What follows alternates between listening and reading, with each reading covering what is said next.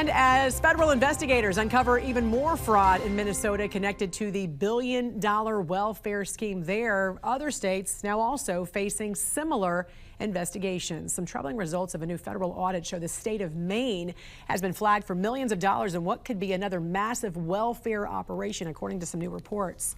Joining us to discuss this investigation is Steve Robinson, editor-in-chief of the Maine Wire. Good morning to you, sir. Great to have you on. Thanks for having me. Let's start with the federal audit into the autism care, which is under the state's largest welfare program called MaineCare. What did investigators uncover?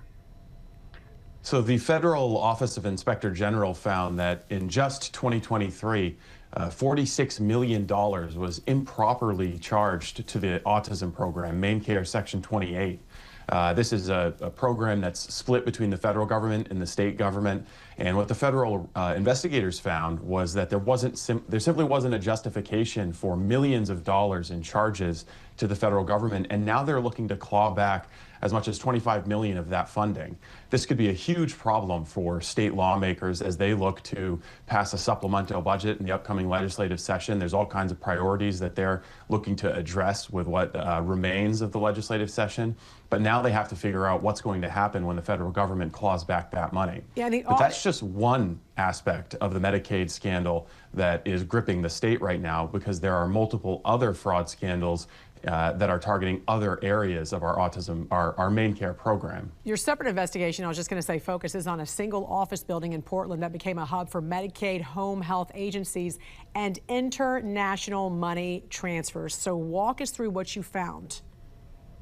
So in looking at the Medicaid provider data, what we found was a proliferation of home health care agencies. This is a relatively new program that was created under Governor Janet Mills, where offices essentially go into people's homes and provide care with the tasks of daily living. That could be help showering, help buying groceries, help doing the dishes, anything like that. The offices we found were all ghost offices. We found office buildings with 5 or 10 one-room suites where no one was there on multiple times where we went to check them.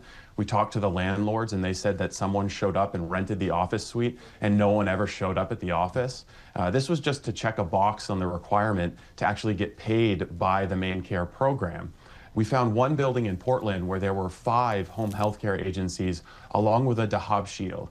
The Dahab Shield is the preferred money transfer system of the Central Bank of Somalia. Oh, wow. When we were there, we actually saw a Brinks man walking out with bags of cash and getting into a truck.